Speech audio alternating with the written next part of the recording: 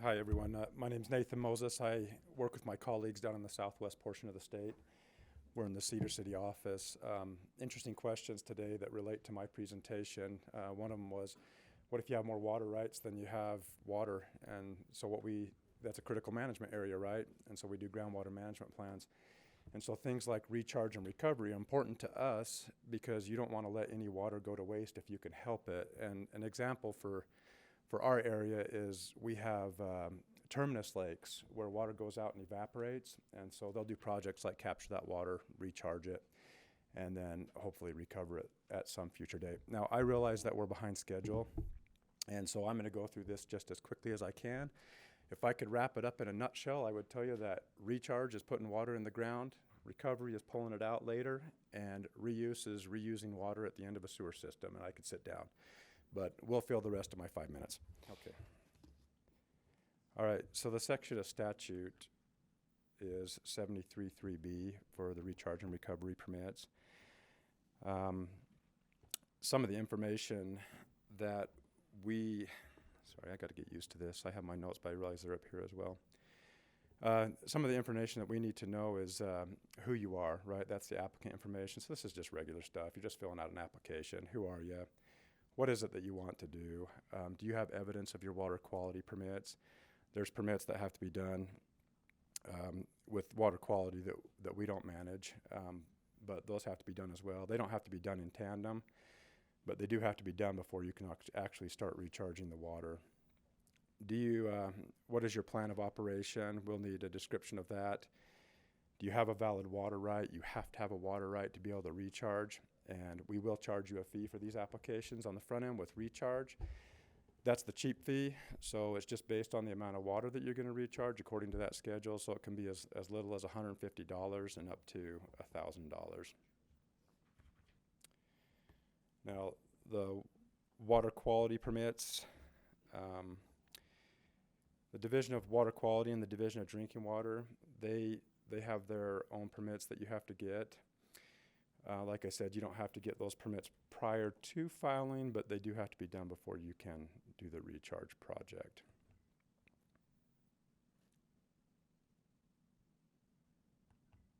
There we go. So we ask for, on the recharge application, for a description of the plan of operation, the type of project, whether water is going to be injected into wells or allowed to percolate from infiltration basins as a part of that. We want the applicant to provide a detailed description of the project. We want to know the design capacity, how much water is going to be recharged. We will also want the applicant to establish a monitoring program that will provide an accurate accounting of the amount of water that is to be recharged. This monitoring program will depend on the project type. I got to catch up to my notes here because they're cut off on this screen in front of me. If the project uses injection wells, those wells will be required to be metered so we know how much water is to be injected. Oh, thanks. They just made an adjustment to my screen. If the project uses injection wells, those wells will be required to be metered so we know how much water is going to be recharged. Infiltration basins can be challenging to measure how much actually recharges, so we just typically turn to a water budget. We estimate the amount of recharge as the surface inflow minus all other outflows such as evaporation. So just a little math on those ones. Often the monitoring programs for projects will also include water level measurements at monitoring wells. This helps confirm that the water that is recharged is actually getting into the aquifer and how it is behaving afterwards. Okay, we need to know information about the duration of the project. Some projects might be trying to use winter rights to divert that water in the winter, put it in the ground, and then pull it back and use it during the summer. In fact, we have a proposal for something like this in Cedar City. Coal Creek runs down into the middle of our valley and runs out to a terminus lake, and so one of the things that they'd like to do is grab that water in the winter before it gets dirty, that happens in that canyon, and then inject it into the aquifer so that it can be used later rather than going out to that terminus lake and evaporating.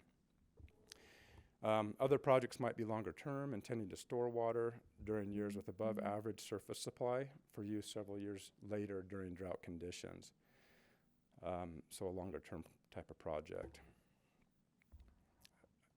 This information will help determine what kind of monitoring is needed and will help us set other guidelines for the project. On the application, we also ask for a groundwater study.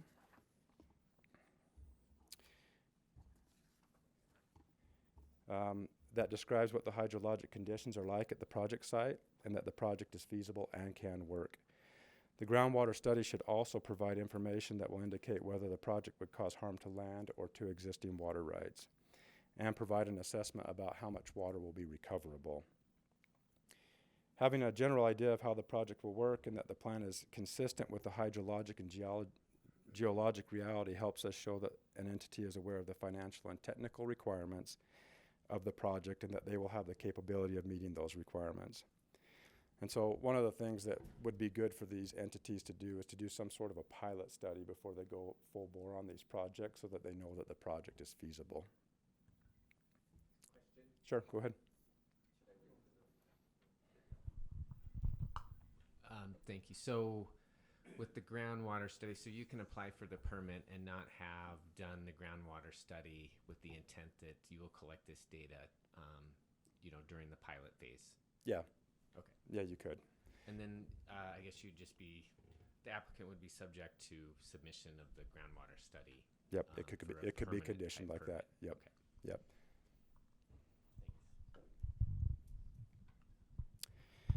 Okay, another requirement of the recharge application is a valid water right. You have to have a water right to be able to do these projects. If you have to have a water right, or you have to have an agreement to use someone else's water right, I should clarify. And so another point worth mentioning is that a recharge application is not a change application. So suppose you have a water right to divert surface water during the summer for irrigation use, and suppose you get a recharge permit with that water right. Now that recharge permit does not mean that you can now divert water during the winter or spring. It also does not mean that you can recover water and use it for municipal use or some other non-irrigation purpose. To make these changes, you have to file a change application just as you would normally do. And that's designed so that we can have the opportunity to evaluate your project to make sure that it does not impair other water users. Okay, so that's recharge permits. Before I move on to recovery, are there any other questions on recharge permits? Here we go, right here. So you can recharge irrigation rights without a change application. You just can't recover. You could recharge irrigation rights without a change application. You just can't recover. Yeah, you could. You could recharge. And you could probably recharge your full diversion amount? Yeah, you could. Yep. The change application comes into play if you want to do something different than what the original water right would allow with the water that you recover. So it was my understanding that with the infiltration ponds, that there's not really a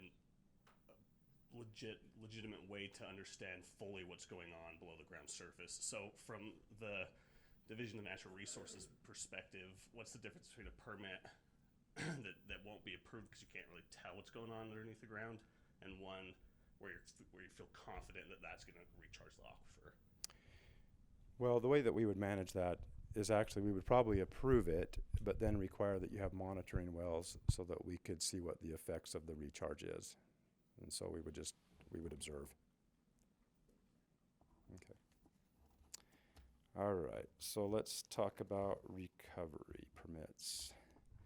So again, another application, we like to take those.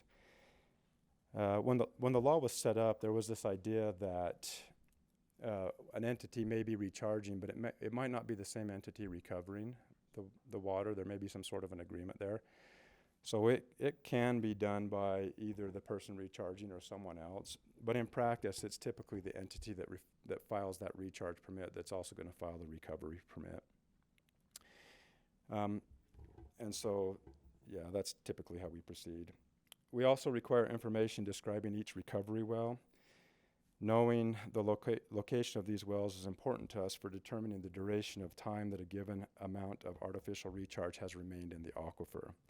under the control of the ASR project and can be recovered. Many times the owner has existing production wells in the region surrounding the project that they want to use as recovery wells as well. There's also a fee for recovery applications, and as you see there, it's $2,500. It's quite a bit more than other application types. And this is simply because we spend a lot more time reviewing these and setting up rules for the storage and accounting procedures for these recovery applications. Go ahead.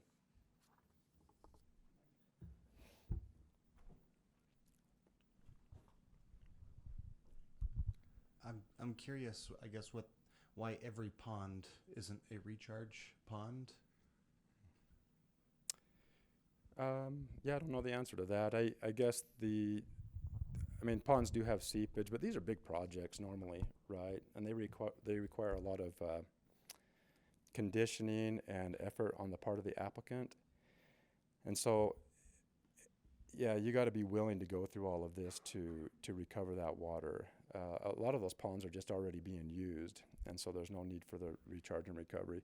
I couldn't tell you why one in particular isn't, but we're talking about scopes of things like, and I'll get to this later, like Sand Hollow Reservoir, right? A 50,000 acre foot storage facility.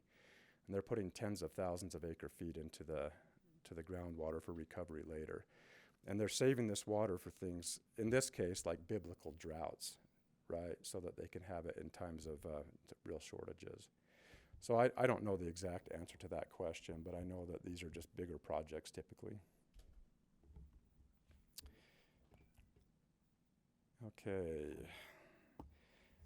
After recovery permit is submitted to our office and after we review all the information, we issue an order with a decision, but this isn't the end of the process. Recharge and recovery permits are both given 5 years to submit proof to our office. Submitting proof means showing that the project has been developed and is being operated. If an entity needs more than 5 years, they can request an extension, as we do with our other types of applications. We might require elements to be added to the monitoring program.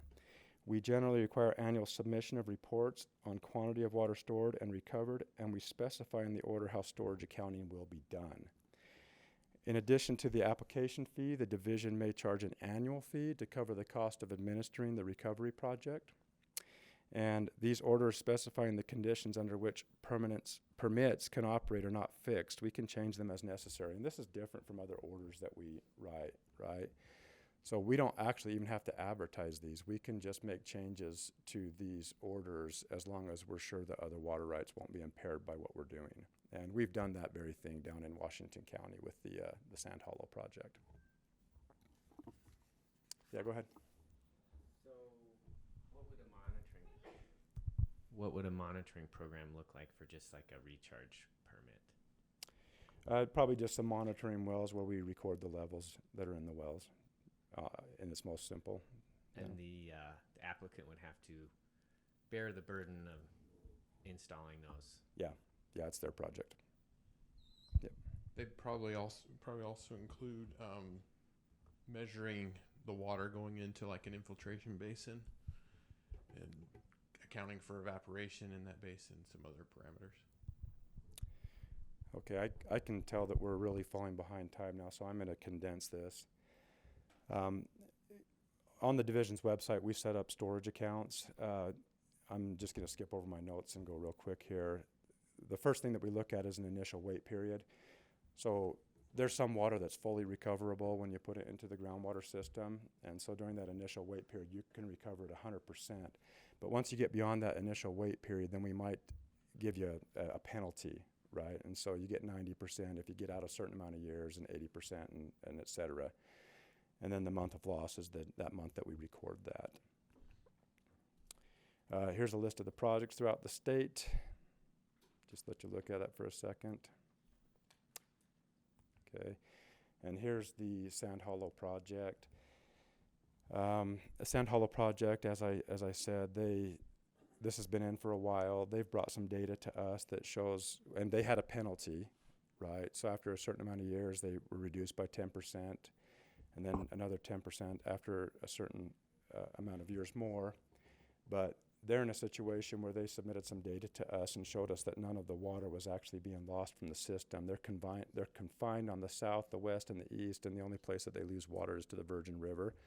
And so they track how much water is being lost to the river, and they do some internal accounting, and we don't assess a penalty to them at this time, and we revise their order. Here's one that I'm not actually familiar with. It's just in this presentation, but my understanding here is this is the Weber Basin ASR, and so they have water rights on the Weber River. They constructed an infiltration basin near the mouth of the canyon, and they put together a flow model. They found it takes about 5 years for a particle of water to travel from the infiltration basin to their furthest recovery wells, and that's what this map is showing. And so there's some penalties assessed over time for them still. They have not yet avoided that. This is my home. This is where I live. This is Cedar City. We're in one of those critical management areas, and so they're doing all that they can to get water back into the system because they don't want to be curtailed when we when we implement this groundwater management plan that we have. And so, like this year, they're getting quite a bit of water back into the system. They have recharge permits, so it's being recorded. Interesting thing for them is that we didn't actually approve a recovery permit for them. When we approved the recharge permit, we said, hey, all water in this basin is spoken for. If you want to recharge this water for the benefit of the overall groundwater system, you can do that, but we're not going to approve a recovery permit. And the reason why this works is because it's the Conservancy District that's doing that represents the taxpayers. So it makes some sense. Here's another one of their projects. This is actually Quitchapa on the left. You can't see the whole lake, and there's times when it would actually go over the highway when we have really wet years. But what they've done on the very far left, there's a little dike that they built. So there's a head gate above that where they can separate the really dirty water from the dirty water. If you take Coal Creek, I think there's a lot of bad data on this one because the USGS is measuring about 60% silt and 40% water at their gauging station. So although we have these records of flow, I think they're inflated. Anyway, for that reason, they have to separate the water, and they take the really dirty water and put it in the south. They take the kind of dirty water and they put it on the north. Then they pump it underneath the highway into that settling basin, that meandering pond-looking thing right there. And you can actually see on that slide that it gets cleaner as it gets towards the end. That's not the end of the system. They actually pump water up to that blue square that you see on the top right, and that's where the infiltration basin is. Okay, and so they're getting some credits there, and what that's going to do for them is not only boost the basin, but it's going to defer the cuts that we're going to do under the groundwater management plan. Real briefly here, reuse of water. I'm not going to go through each of these bulleted items, but I'll just say that we do have reuse applications. So at the end of a sewer system, you can take that water. If you get the right permits, you have to go before the Water Quality Board and the state engineer for these. And there is a way that we can reuse water, and there are some projects in the state that are doing that. The one that I'm familiar with is down in Washington County. It's a partnership between the Conservancy District, St. George City, Santa Clara City, other cities down there. They all take their effluent down there, and they reuse the water. Depending on how you treat it, there's different ways that you can apply it. So we'll go ahead and skip through that as well. Some legislation that passed this year that means something to everybody up here. It doesn't mean much to us down in southwest Utah, but I'm going to have to read this because I'm not real familiar with it. And House Bill 349 passed this year, amended law managing water reuse. Some important changes are: the state engineer cannot approve water reuse projects where the effluent would otherwise flow to the Great Salt Lake. Exceptions include when the underlying right belongs to the federal government or the reuse project will supply water to the Great Salt Lake. And the code now provides for investigation of reuse projects to assess their impacts on the Great Salt Lake. Okay. So, Hey Nate, one caveat on that is that this doesn't really go into effect until November 1st, so reuse projects are still authorized up until that time. okay. Duly noted. Thank you, Blake. All right. Any questions on recharge, recovery, or reuse? All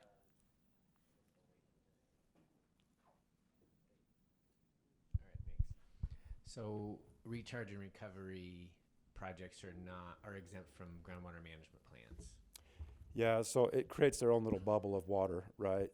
And that's a great question, actually. So yeah, that water is separate from the water that's being accounted for under the groundwater management plan. And is it both of them? Can it be like a recharge project that's exempt also? Well, so yeah, thanks for that clarification as well. Like in the case of Iron County, with what they're doing, where they only have a recharge permit, that water is going to become subject to the curtailments in the groundwater management plan. It has no priority. It's just extra water in the system. And so when we curtail, we'll just keep on going down until we get to that safe yield date.